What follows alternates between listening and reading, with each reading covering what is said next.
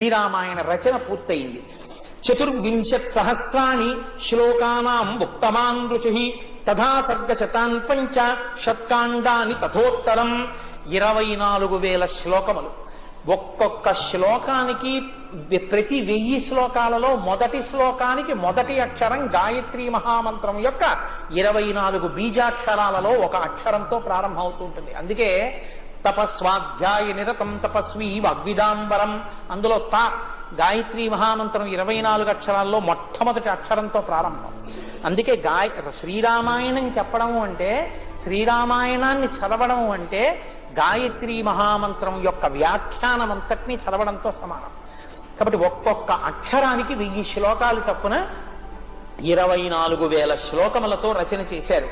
చేసి తథా సర్గశతాన్ పంచ షట్కాండాని 500 సర్గలు, 6 కాండలు, ఆ పైన ఉత్తరకాండ, వీటితో శ్రీరామాయణ రచన చేశారు. చేసి శ్రీరామాయణాన్నంతటినీ దగ్గర పట్టుకుని ఆయన ఒక్కసారి ఆలోచించారట. చింతయామాసకోన్వేతత్ ప్రయుంజీ ఆదితి ప్రభు, ఇంత గొప్ప రామాయణాన్ని రచన చేశాను కదా, ఈ రామాయణాన్ని పాడగలిగిన వాడెవరు? మీరు బాగా గుర్తుపెట్టుకోండి. శ్రీరామాయణ ప్రారంభం దగ్గర నుంచి కూడా, మొదటి శ్లోకం నుంచి కూడా వీణానాదానికి తంత్రీలయ సమన్వితమై సంగీతానికి కట్టుబడింది. అసలు రామాయణాన్ని సంగీతబద్ధంగా వింటే చాలా గొప్పగా ఉంటుంది. కానీ మన దురదృష్టం ఏమిటంటే కనీసం ఒక్క సర్గ ఇవాళ అసలు రామాయణంలో ఉన్నటువంటి శ్లోకాల్ని అలా సంగీతబద్ధంగా పాడించే ప్రయత్నం లేదు.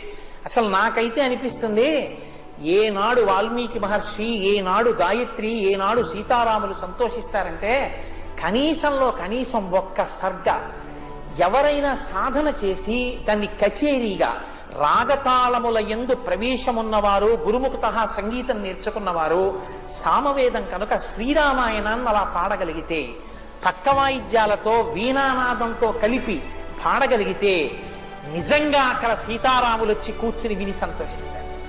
కాబట్టి ఇప్పుడు ఎవరు అంతటి గాంధర్వ వేదం తెలుసున్నవారు, ఎవరు ఈ రామాయణాన్ని ప్రచారం చెయ్యగలరు అని 24,000 శ్లోకాలతో కూడిన రామాయణ గ్రంథాన్ని దగ్గర పెట్టుకుని మహర్షి ఆలోచిస్తున్నారు. ఆలోచిస్తుంటే తస్య చింతయమానస్య మహర్షే భావితాత్మనః అగృహ్ణీతాం తతపాదౌ మునివేశౌ కుశీలవౌ. కుశీలవౌ, మనం లవ కుశులు అంటూ ఉంటాం. కుశీలవౌ ఎందుకంటే ఒక గమ్మత్తుంది. ఉత్తరాఖండలో ఒక విషయాన్ని చెప్తారు. సీతమ్మ తల్లికి అర్ధరాత్రి వేళ 2 మగపిల్లలు పుట్టారన్నారు. 2 మగపిల్లలు పుడితే భూత ప్రేత పిశాచాదులు పసిపిల్లలకి ఆపద కల్పిస్తాయి. అందుకని మహర్షిని వచ్చి రక్ష పెట్టమన్నారు. రక్ష పెట్టమంటే మహర్షి లోపలికి వెళ్ళి దర్భల్ని చేత్తో పట్టుకుని దర్భల యొక్క పైభాగాన్ని కౌశలంతో తెంపారు. పై ముక్కలు తెంపి చేత్తో పట్టుకుని మంత్రాన్ని అభిమంత్రించి పిల్లల జోలికి ఎటువంటి భూతగ్రహాలు రాకుండా, అక్కడ పురటాలు పసిపిల్లలతో ఉండగా ఎంత మహర్షి అయినా దగ్గరికి వెళ్లరు కనుక వృద్ధ స్త్రీలను పిలిచి దర్భల యొక్క పైభాగంతో రక్ష పెట్టాలంటే కవల పిల్లల్లో పెద్దవాడికి పైభాగంతో రక్ష పెట్టాలి. అందుకని పైన ఉన్న మొక్కల్ని వృద్ధ స్త్రీలకిచ్చి రక్ష పెట్టమన్నారు. దర్భల యొక్క పైభాగములతో రక్ష పెట్టబడ్డవాడు పెద్దవాడు కనుక కుశుడు అని పిలిచారు. కుశీ లవ, దర్భల యొక్క కింది ముక్కల్ని లవములని పిలుస్తారు. ఈ లవములను చేతిలో పెట్టుకుని అభిమంత్రించి వృద్ధ స్త్రీలకు ఇచ్చినప్పుడు మొదటివాడి తర్వాత పుట్టినవాడికి రక్ష పెట్టారు. అందుకని దర్భల యొక్క కింది ముక్కలు చేత్తో పట్టుకుని ఎవరికి రక్ష పెట్టారో వాడు రెండోవాడు. లవముల చేత రక్ష పెట్టబడ్డాడు కాబట్టి ఆయన లవుడు అయ్యాడు. కుశీ లవ. ఈ రామాయణాన్ని ఎవరు గానం చేస్తారు అని మహర్షి ఆలోచిస్తుంటే, అసలు రామాయణ కథా నాయిక అయిన నా తల్లి సీతమ్మ తల్లి ఆ ఆశ్రమంలో వాల్మీకి మహర్షిని తరింప చేయడానికి రామాయణ ప్రచారానికి తానే శిష్యుల్ని కూడా సిద్ధం చేసి ఇచ్చింది. మునివేషాల్లో ఉన్నటువంటి ఆ పిల్లలిద్దరూ వచ్చి కళ్ళు మూసుకుని రామాయణం ఎవరు ప్రచారం చేస్తారని ఆలోచిస్తున్న మహర్షిని తమ చిన్ని చిన్ని చేతులతో ఆయన పాదాలు 2 పట్టుకుని నమస్కారం చేశారు. కళ్ళు విప్పి చూశారు మహర్షి. ఎదురుగుండా కుశలవులు కనపడ్డారు. ఆయన అనుకున్నారు, ఓ నా తల్లి రామాయణ ప్రచారానికి కావలసిన శిష్యుల్ని కూడా నాకు ఇచ్చేసింది. ఇది ఆయన మనసులో ఆనందం. అందుకని ఆయన అన్నారు, కావ్యం రామాయణం కృత్స్నం సీతాయాశ్చరితం మహత్ పౌలశ్చవధమిత్యేవ చకార చరితం వ్రతః. శిష్యుల్ని చూసి సంతోషంతో చెప్తున్నారు, నాయనా రామాయణ రచన చేశానురా, ఇది ఆది కావ్యం. ఈ రామాయణాన్ని మీరు గానం చెయ్యాలి ప్రతి చోట. ఈ రామాయణానికి నేను పెట్టుకున్న పేర్లు ఏమిటో తెలుసా? కావ్యం రామాయణం కృత్సనం. ఎన్ని విహిత కర్మలు చెయ్యాలో అన్ని విహిత కర్మలు చేసిన వాల్మీకి మహర్షి, కర్మనిష్ఠుడైన వాల్మీకి మహర్షి, పరమజ్ఞాని అయిన వాల్మీకి మహర్షి, గొప్ప తపస్వి అయిన వాల్మీకి మహర్షి, వాక్య విశారదుడైన వాల్మీకి మహర్షి, నారదుడు బ్రహ్మ యొక్క అనుగ్రహాన్ని పొందినటువంటి వాల్మీకి మహర్షి, అద్భుతమైన వరప్రసాది అయినటువంటి వాల్మీకి మహర్షి రచన చేసినటువంటి శ్రీరామాయణాన్ని నేను పెట్టుకున్న పేర్లు ఇవి అని చెప్పుకుంటున్నారు సంతోషంతో. వీళ్ళు నా బిడ్డలు అని పరిచయం చేసినప్పుడు తండ్రి ఎలా పొంగిపోతాడో, వీళ్ళు నా శిష్యులు అని పరిచయం చేసినప్పుడు గురువు ఎలా పొంగిపోతాడో, తాను రచన చేసిన ఆది కావ్యం, యుగాలతో సంబంధం లేకుండా మనుష్య జాతిని ఉద్ధరించగలిగిన ఆది కావ్యం. అటువంటి కావ్యానికి పేరు పరిచయం చేస్తున్నారు. కృత్సనం రామాయ కావ్యం రామాయణం కృత్సనం సీతాయాశ్చరితం మహత్. దీనికి రామాయణం అని పేరు పెట్టాను రా అన్నారు మొదట. రామాయణం అంటే రామస్య ఆయనం, రామాయాహ ఆయనం. అందులోనే ఇద్దరు ఉన్నారు. రామస్య ఆయనం, రాముని యొక్క నడక. ఆయనం అంటే కదలికలు. ఎవరి మీద ఆధారపడి అన్నీ కదులుతాయో అది రామాయణం. ఎవరి మీద ఆధారపడి కదులుతాయి? రాముడి మీద ఆధారపడి కదులుతుంది కథంతా. ఒక్కొక్క చోట రాముడు కనపడడు, కానీ రాముడి పేరు చెప్పి కథంతా నడుస్తుంటుంది. సుందరకాండలో రాముడు కనపడ్డాడు, కానీ రామనామం రామ కథ ఒకటికి 10 మార్లు వినపడుతుంటుంది. రామ కథ మృత సంజీవని, చచ్చిపోయేవాడిని బతికిస్తుంది రామకథ. అటువంటి రామకథతో నిండిపోయింది. కాబట్టి రామాయణం కాదు కాదు. ఆయనం అంటే కదలిక. కదలిక అంటే నేను కదలాలనుకోండి, నా 2 కాళ్లతో కదులుతాను. ఒక కాలు తీసి ముందు పెట్టి ఆ కాలు మీద నా శరీరపు బరువుని ఉంచుకుని 2వ కాలు పైకెత్తి ముందుకు తెచ్చి వేసి మళ్ళీ 2వ కాలు పైకెత్తి మొదటి కాలు మీద బరువు ఉంచి 2వ కాలు ముందుకు వేస్తే అలా కదులుతున్నటువంటి పాదముల వలన నా శరీరము కదిలి ముందుకి వెడితే ఆయనం కదలిక అంటారు. కదలికకి 2 కాళ్ళు ఉండాలి. 2 కాళ్ళు ఉంటే కదులుతాం. 2 కాళ్ళు పెట్టుకుని మనం కదిలితే రాముడు కూడా 2 కాళ్ళు పెట్టుకు కదిలాడు. బాహ్యంలో ఉన్న కాళ్ళు కావు, ఒకటి సత్యము, ఒకటి ధర్మము. ఒక కాలు తీసివేస్తే సత్యం, 2వ కాలు ధర్మం. ధర్మం మీద నిలబడితే సత్యంతో నిలబడతాడు, సత్యాన్ని పైకెత్తితే ధర్మం మీద నిలబడతాడు. సత్యధర్మములను అనుష్ఠించి నడిచి ధర్మానికి మారు రూపోయి రామో విగ్రహవాన్ ధర్మ అనిపించుకుని ఈ లోకానికి ధర్మస్వరూపాన్ని తన ప్రవర్తన చేత నిరూపించి నిర్వచించిన మహాపురుషుడు కనుక, రాముని యొక్క కదలికలు చెప్పిన కథ కనుక కావ్యం రామాయణం కృత్సనం సీతాయాశ్చరితం మహత్. ఇది సీతమ్మ తల్లి యొక్క చరిత్ర చెప్పాను అన్నారు. ఏమి? రామస్య ఆయనం, అలాగే రామాయాహ ఆయనం. రామా అంటే సీతమ్మ తల్లి, రామ అంటే రాముడు, రామా అంటే సీతమ్మ. ఇద్దరు పేర్లు ఒదిగిపోయారు. అసలు ఎప్పుడు అంతే. జగతపితరౌ వందే పార్వతీ పరమేశ్వరవు. వాళ్ళు ఎప్పుడు ఒకరిలో ఒకరు కలిసిపోయి ఉంటారు. ఆయన శర్వుడైతే ఆవిడ శర్వాణి, ఆయన రుద్రుడైతే ఆవిడ రుద్రాణి, ఆయన భవుడైతే ఆవిడ భవాని, ఆయన శివుడైతే ఆవిడ శివాని, ఆయన రాముడైతే ఆవిడ సీతమ్మ. పేర్లు కలిసిపోతాయి, తత్వాలు కలిసిపోతాయి. పాలలో పంచదార కలిసిపోయినట్టు కలిసిపోయేటటువంటి తత్వం ఉన్నటువంటి స్వరూపాలు. మరి రామకథ అంటే సీతమ్మ కథేగా. మళ్ళీ సీతాయాశ్చరితం మహత్ అని ఎందుకనాలి అంటే ఒక పెద్ద రహస్యం ఒకటి ఉంది. రాముడు నరుడిగా పుట్టాడు ఈ లోకంలో, పుట్టి నరుడిగా ప్రవర్తించాడు. కానీ సీతమ్మ నరకాంతగా పుట్టినది కాదు. మనం ప్రాణి యొక్క పుట్టుక ఏ జాతికి చెందినది అన్నది నిర్ణయించేటప్పుడు ఆ ప్రాణి పుట్టుకను ఆధారం చేసుకుని చెప్తాం. ఒక కుక్కకి పుడితే కుక్క అంటాం, ఒక నక్కకి పుడితే నక్క అంటాం, మనిషికి పుడితే మనిషి అంటాం. అసలు పుట్టుకే లేకపోతే, అసలు పుట్టుకే లేనిది ఈ భూప్రపంచంలో ఉన్నటువంటి జరాయుజ అండజ స్వేదజ ఉద్భుజములలోకి రాదు. మరి ఎవరై ఉండాలి? ఆమె ఖచ్చితంగా దేవకాంత అయి ఉండాలి. ఇప్పుడు ఎవరు? సీతమ్మ. సీతమ్మ అయోనిజ. ఆమె ఒక తల్లికి తండ్రికి గర్భవాసం చేయడం చేత పుట్టిన తల్లి కాదు, అయోనిజగా నాగటి చాలుకు దొరికింది. తనకి తాను పేరు పెట్టుకుంది. సీత అన్న పేరు జనకుడు పెట్టలేదు, తానే పెట్టుకుంది. తనకి తాను పెట్టుకుని జనకుణ్ణి ఉద్ధరించడానికి, జనకుడికి కీర్తినివ్వడానికి దొరికింది కాబట్టి జానకి అని ప్రఖ్యాతి వహించింది. అటువంటి సీతమ్మ నరకాంత కాదు, కానీ నరుణ్ణి వివాహం చేసుకుని నరకాంతగా ప్రవర్తించింది. మహాపతివ్రతగా నిలబడింది. ఒక మహాపతివ్రతగా నిలబడినటువంటి నరకాంత ఎంత తపస్సు చేసిన వాడైనా, ఎంత గొప్పవాడైనా, ధర్మం తప్పినవాడైతే తాను పాతివ్రత్యంతో నిలబడగలిగితే 10 తలలున్న రావణుణ్ణైనా ఎలా పడగొట్టగలదో నిరూపించింది సుందరకాండలో తల్లి. కాబట్టి సీతమ్మ తల్లి యొక్క చరిత్ర, పుట్టవలసిన అవసరం లేని తల్లి అయోనిజగా పుట్టి నరకాంతగా నటించి రాముడి భార్యగా సీతమ్మగా ఒక నరకాంత యొక్క ధర్మాన్ని లోకానికి నిరూపించి చూపించి రావణ సంహారంలో భర్తకి తోడ్పడి రాముడి యొక్క ప్రఖ్యాతికి సీతమ్మ కారణమైంది. మీకు ఒక్క సందర్భం చెప్తాను. సబర్మతి ఆశ్రమంలో గాంధీజీ తరచు చెప్తుండేవారి విషయాన్ని. రావణాసురుడు సీతమ్మ తల్లిని రామలక్ష్మణులు లేనప్పుడు అపహరించి తీసుకుని వెళ్లి లంకాపట్టణంలో అశోకవనంలో శిశుపావృక్షం కింద బంధించి ఉంచినప్పుడు హనుమ వెళ్లి, అమ్మా నిన్ను తీసుకెళ్లి నేను మళ్లీ రామచంద్రమూర్తి యొక్క పాదార విందముల యందు సమర్పించి కృతకృత్యుడనవుతాను తల్లి, వచ్చిన భుజాల మీద కూర్చో అని అడిగినప్పుడు సీతమ్మ తల్లి ఎగిరి గంతేసి ఆయన భుజముల మీద కూర్చుని వెళ్లిపోయి ఉంటే రాముడి కీర్తి ఇవ్వాల ఇలా ఉండేదా మనం రామాయణం చెప్పుకుని ఉండేవారు. ఆవిడొక్క మాట అంది, నువ్వే కాదయా పుత్రసౌడవైనా సరే రాముడే రావాలి, నన్ను తీసుకెళ్ళాలి తప్ప పరపురుషుడని తెలిసి ముట్టుకుని నేను మాత్రం వెనక్కి రాను. రాముడే వచ్చి నన్ను తీసుకెళ్ళాలి, రాముడే రావణ సంహారం చెయ్యాలి.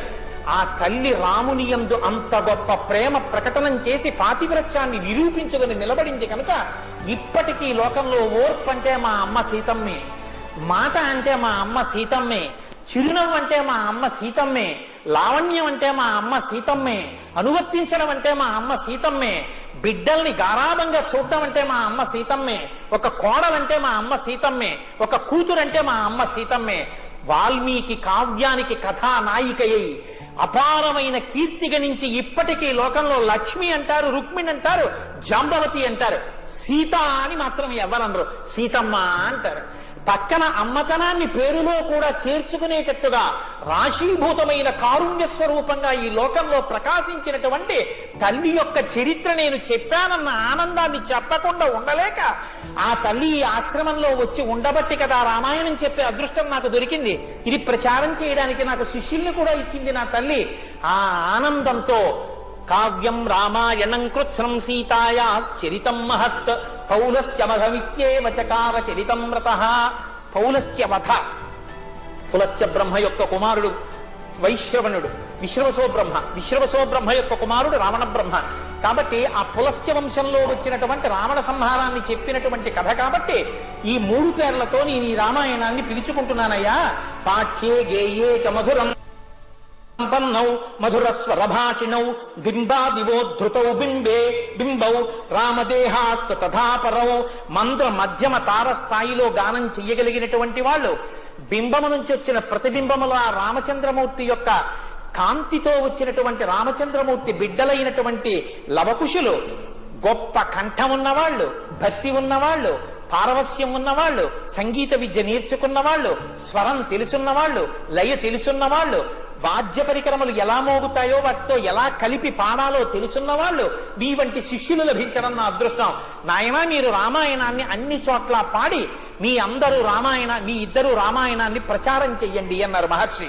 బాగా గుర్తుపెట్టుకోండి, రామాయణ ప్రచారము దీని కొరకు, రామాయణ ప్రవచనము దీని కొరకు, రామాయణ ప్రవచనము ధర్మము విస్తరించుట కొరకు తప్ప లవకుశుల్ని దీని కొరకు నువ్వు రామాయణాన్ని ప్రచారం చెయ్యమని ఎప్పుడూ వాల్మీకి మహర్షి చెప్పలేదు. ఎవరం రామాయణం చెప్పినా ఇది గుర్తుపెట్టుకోవాలి. రామాయణం దీని కొరకు, కేవలము ధర్మ ప్రచారము కొరకు. రామా అని అనడం, రామాయణం చెప్పడం కొన్ని కోట్ల జన్మల తర్వాత కలిగేటటువంటి సౌభాగ్యం. అంత గొప్ప సౌభాగ్యాన్ని పనికి మాలిన వస్తువుల కోసం అమ్ముకుంటామా? ఈ మనుషేశ్వరాధములకిచ్చి పురమ్ములు వాహనమ్ములు సొమ్ములు కొన్ని పుచ్చుకొని సొక్కి శరీరము వాసి కాలుచే సమ్మెటమాటులంబడక సమ్మతి శ్రీహరికిచ్చి చెప్పే ఈ బొమ్మెల పొతరాదొకడు భాగవతంబు జగద్ధితంబు గన్నంటారు పోతన గారు. అలా రామాయణం అనేటటువంటిది ధర్మవ్యాప్తి కొరకు చెప్పుకునేటటువంటి ఆదికావ్యం. కాబట్టి ఈ రామాయణాన్ని మొదట ఎక్కడ గానం చేశారంటే లవకుశులు ఆశ్రమంలో చుట్టూ ఉన్నటువంటి మునుల మధ్యలో గానం చేశారు. వాళ్ళందరూ విన్నారు, ఎంత తన్మయత్వాన్నో పొందేశారు. ఇప్పుడు ఇంత తన్మయత్వం పొందినటువంటి మునులు ఆ ఆనందం ఆగలేదు. ఏదో ఒకటి పిల్లలకి బహుమానం ఇవ్వాలి. అపారమైన సంతోషం కలిగిందనుకోండి, ఏదో బహుమానం ఇవ్వాలి. ఇవ్వకుండా ఉండలేరు. ఏమిస్తారు వాళ్ళు?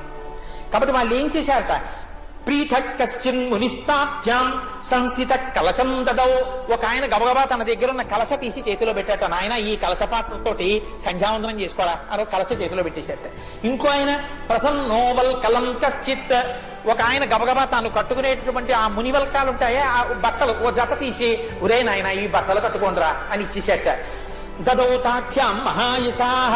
ఒక ఆయన కృష్ణాజనం ఇచ్చేసేట, ఒక ఆయన మేఖల ఇచ్చేట, ఒక ఆయన మౌంజి ఇచ్చేట. బ్రహ్మచారులకు కావలసినటువంటి వస్తువులన్నీ, అంటే ఏనుగులు గుర్రాలు ఇవ్వకూడదు. గొడుగో జన్నిదమో కమండలమో నాకున్ ముంజియో దండమో వడుగేనెక్కడ కరుల్ వామాక్షుల శంబులెక్కడ నిత్యోచిత కర్మమెక్కడ మదాకాంక్షితంబైన 3 అడుగులు త్రోవయ మెరయిచ్చుటది బ్రహ్మాండంబు నాపాలికిన్ అంటాడు వామనమూర్తి. బలిచక్రవర్తి దగ్గరికి వచ్చి బ్రహ్మచారి ఆశ్రమణీయం ప్రకారం తనక పనికి వచ్చేదే పుచ్చుకోవాలి. కాబట్టి ఒక ఆయన దండం ఇచ్చాడు, ఒక ఆయన మౌంజి ఇచ్చాడు, ఒక ఆయన మేఖలా ఇచ్చాడు, ఒక ఆయన వల్కములు ఇచ్చాడు, ఒక ఆయన కలశపాత్ర ఇచ్చాడు, ఒక ఆయన యజ్ఞోపవీతం ఇచ్చాడు. వాళ్ళందరూ పొంగిపోయి వాళ్ళందరూ అన్నారు, ఆశ్చర్యమిదమాఖ్యానం మునినా సంప్రకీర్తితం పరం కవీనామాధారం సమాప్తం చ యథాక్రమం అభిగీతమిదం గీతం సర్వగీతేషు కోవిదౌ ఆయుష్యం పుష్టిజనకం సర్వశ్రుతి మనోహరం. ఏమి ఆశ్చర్యకరమైన వ్యాఖ్యానం రానాయన, అద్భుతం రామాయణం, ఆపాత మధురం, అధికావ్యం. రాబోయేటటువంటి తరాలలో కవులందరికీ శ్రీరామాయణం ఆదర్శం అవుతుంది. ఈ రామాయణం ఎక్కడ చెప్తారో ఎక్కడ చదువుతారో అక్కడక్కడల్లా ఆయుష్యం అపమృత్యు దోషం పోయి పూర్ణమైనటువంటి ఆయుష్ కలుగుతుంది. సమస్తమైనటువంటి వేదముల యొక్క సారాంశము ఈ రామాయణంలోకి వచ్చింది. ప్రశస్యమానౌ సర్వత్ర కదాచిత్ తత్ర గాయకౌ రథ్యాసు రాజమార్గేషు దదర్శ భరతగ్రజః. రాజమార్గాలలో రాజవీధులలో పెద్ద పెద్ద కూడళ్లలో నిలబడి లవకుశులిద్దరూ ఆ శ్రీరామాయణ గానం చేస్తుండేవారు. ఎక్కడ చూసినా అందరూ ఆ రామాయణం విని పొంగిపోతున్నారు. ఒకానొకనాడు భరతాగ్రజుడే చూశాడు. ఎవరు భరతాగ్రజుడు? రామచంద్రమూర్తి చూశారు. అబ్బా ఏమి రామాయణం, ఏమి రామాయణం, పిల్లలిద్దరూ ఎంత బాగా పాడుతున్నారు. ఆయనకి తెలుసా తన పిల్లలేనని? తెలియదు. ఎంతో పొంగిపోయారు. అంతఃపురానికి తీసుకెళ్లి కూర్చోపెట్టారు. భరతుణ్ణి, లక్ష్మణుణ్ణి, శత్రుఘ్నుణ్ణి, కౌసల్యని, సుమిత్రని, కైకేయిని, మంత్రుల్ని అందరినీ పిలిచారు. వినండి వినండి వినండి, వీళ్ళిద్దరు పిల్లలు, వీళ్ళు రామాయణం పాడుతున్నారు. నేను అటుగా వస్తూ విన్నాను. పిల్లలు ఎంత మనోహరమైన కంఠాలతో పాడతారో. వాళ్ళు పాడతారు, ఎవ్వరూ మాట్లాడకుండా వినండి అన్నారు. అందరూ వింటున్నారు. కుశలవులిద్దరూ గానం చేస్తున్నారు. రామచంద్రమూర్తి కన్నులు మూసుకుని తన కథ తాను వింటూ తనలో తాను రమిస్తున్నాడు. భగవంతుడే తన కథ తాను వింటూ తాను పొంగిపోయిన కథ రామకథ. అటువంటి అమృతధార అయినటువంటి రామకథా ప్రవచనాన్ని కుశలవులు శ్రీరామాయణంగా ప్రారంభం చేశారు. దాన్ని వాల్మీకి మహర్షి ప్రారంభం చేస్తున్నారు. ఆయన అంటారు, అయోధ్యా నగరాన్ని మొట్టమొదట వర్ణనం చేస్తున్నారు. కోసలో నామముదిత స్పీతో జనపదో మహాన్ నివిష్ట సరయూతీరే ప్రభూత ధనధాన్యవాన్ అయోధ్యానామ నగరీ తత్రాసీ లోక విశ్రుత మనునామా నవీంద్రేణ యాపురీ నిర్మితా స్వయం ఆయతాదశద్వే చ యోజనాని మహాపురీ శ్రీమతీ త్రీణి విస్తీర్ణ సువిభక్త మహాపథాః రాజమార్గేణ మహిత సువిభక్తేన శోభిత ముక్త పుష్పావకీర్ణేన జలసిక్తేన నిత్యసః తాంతు రాజా దశరథో మహారాష్ట్ర వివర్ధనః పురీమావాసయామాస దివం దేవపతిర్యథ. ఒకానొకప్పుడు కోసల దేశం అనేటటువంటి దేశం ఉండేది. ఆ దేశం చాలా విస్తీర్ణమై విశాలమైనటువంటి దేశం. అటువంటి దేశం సరయూ తీరంలో దాని రాజధాని అయినటువంటి అయోధ్యా నగరం ఉండేది. ఆ అయోధ్యా నగరాన్ని ఇక్ష్వాకు వంశంలో జన్మించినటువంటి మనువు స్వయంగా నిర్మించినటువంటి గొప్ప నగరం. ఈనాడు మోక్షపురుల్లో ఆ అయోధ్య ఒకటి. అది 12 యోజనముల పొడుగు 3 యోజనముల వెడల్పు కలిగినటువంటి గొప్ప పట్టణం. రాజమార్గములు, గొప్ప గొప్ప వీధులు, మార్గముల కింద అది విభాగం చేయబడి ఉండేది. ఎప్పుడు దాన్ని నీళ్లు చల్లి ఉంచేవారు, దాని మీద పువ్వులు జల్లి ఉంచేవారు. మంచి సువాసనలతో ఉండేది. గొప్ప గొప్ప కవాటములు, ఎక్కడ చూసినా దానికి అగట్టలు, ఆ పైన శతఘ్నులను అమర్చి ఉంచేవారు. శత్రుదుర్భేద్యమైనటువంటి పట్టణం. సూతమాగధ సంబంధాం శ్రీమతీం అతుల ప్రభాం ఉచ్చాట్టాల ధ్వజవతీం శతఘ్ని శతసంకులాం. సూత మాగధులు ఆ బృందములుగా అక్కడ ఉండేవారు. సూతుడు మాగధి అని ఇద్దరు ఉంటారు. వాళ్ళిద్దరూ రాజుగారి పక్కన నిలబడి ఉంటారు. సూతుడు ఎప్పుడు ఏం చేస్తాడంటే రాజు యొక్క వంశాన్ని కీర్తిస్తూ ఉంటాడు. నీ ముందు వాళ్ళు ఇటువంటి వాళ్ళు, నీ తాతగారు ఇటువంటి వాడు, నీ ముత్తాతగారు ఇటువంటి వాడు, నీ వంశకర్త ఇటువంటి వాడు అని కీర్తన చేస్తాడు. ఎందుకు చేస్తాడంటే ఒక్కటే కారణం, సింహాసనం మీద కూర్చున్నటువంటి ప్రభువు న్యాయాన్ని పరిపాలన చేస్తాడు, శిక్షలు వేస్తాడు. ఆయన పక్షపాతానికి లోనై ధర్మాన్ని విస్మరించాడు అనుకోండి, ఎంత దూరమైనా వెళ్ళిపోతుంది. కాబట్టి ధర్మమునందు తాను నిలబడాలి అంటే తన వంశము ఎంత గొప్పదో తెలిసి ఉండాలి. కాబట్టి సూతుడు కీర్తన చేస్తాడు. మాగధి అంటే రాజు సాధించినటువంటి విజయములను స్తోత్రం చేస్తూ ఉంటాడు. కాబట్టి ఇప్పుడు తాను అపకీర్తి తెచ్చుకోకుండా ఆ విజయములు ఎలా సాధించాడో అటువంటి కీర్తిని పెంచుకునేటటువంటి రీతిలో తన ప్రవర్తన ఉండేటట్టుగా రాజు తనని తాను నియంత్రించుకునేటటువంటి అవకాశం వాటి వల్ల కలుగుతుంది. అంతేగాని ఇద్దరు మనుషుల్ని పెట్టుకుని అదే పనిగా పొగిడించుకునే ప్రక్రియ కాదు. అందుకుని ఉంటారు సూతమాగధులు. అక్కడ సామంత రాజ సంఘైశ్చ బలికర్మభిరావృతాం నానా దేశ నివాసైశ్చ వణిగ్భిర్రుపశోభితాం. అనేక మంది సామంతరాజులు అయోధ్య నగరానికి వచ్చేవారు. కప్పం కట్టడానికి వచ్చినటువంటి రాజులు ఉండేవారు, అనేక దేశాల నుంచి వచ్చిన వాళ్ళు ఉండేవారు, వ్యాపారం చేయడానికి వచ్చినటువంటి వర్తకులు ఉండేవాళ్ళు. అక్కడ చిత్ర విచిత్రమైనటువంటి అనేకమైన హర్మ్యములు, సౌధములు, గృహములు నిర్మింపబడి ఉండేవి.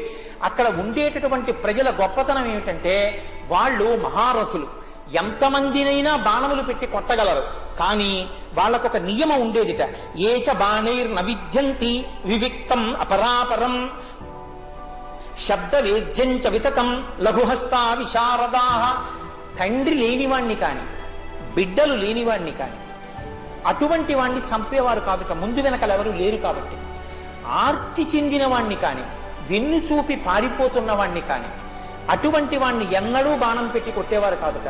క్రూర మృగాల్ని వేటాడేటప్పుడు బాణంతో వేటాడేవారట, పిడిగుద్దులు బుద్ధి చంపి కూడా క్రూర మృగాల్ని సంహరించేవారట. అంటే నీతి నియమాలకి కట్టుబడినటువంటి ప్రజలతో, సంపదతో వర్ధిల్లుతున్నటువంటి దేశం కోసల దేశం. తస్యాం పుర్యాం అయోధ్యాయాం వేదవిత్ సర్వసంగ్రహ దీర్ఘదర్శీ మహాతేజా పౌరజాన పదప్రియ ఇక్ష్వాకూణాం అతిరథో యజ్వా ధర్మపరో వసీ మహర్షికల్పో రాజర్షి త్రిషు లోకేషు విశ్రుత బలవాన్ నిహతామిత్రో మిత్రవాన్ విజితేంద్రియ ధనైశ్చ సంగ్రహైశ్చాన్యైః శక్రవై శ్రవణోపమః యథా మనుర్మహాతేజ లోకస్య పరిరక్షిత తదా దశరథో రాజా వసన్ జగదపాలయత్. ఆ రాజ్యాన్ని అయోధ్యానగరాన్ని రాజధానిగా చేసుకుని కోసల దేశాన్ని పరిపాలిస్తున్నటువంటి రాజు దశరథ మహారాజు. ఆ దశరథ మహారాజు వేదం చదువుకున్నటువంటి వాళ్ళని, శూరులైన వాళ్ళని, పండితులైన వాళ్ళని ఉదారముగా దక్షిణలిచ్చి, కానుకల్నిచ్చి వశం చేసుకున్నటువంటి వాడు. ఆయన దీర్ఘదర్శి, ఎప్పుడో జరగబోయేటటువంటి విషయాన్ని ఇప్పుడే లెక్క కట్టగలిగినటువంటి సునిశ్చితమైన మేధాసంపత్తి ఉన్నవాడు. అతిరథో, ఏకకాలంలో అనేక మంది రథులతో యుద్ధం చెయ్యగలిగిన నేర్పరి.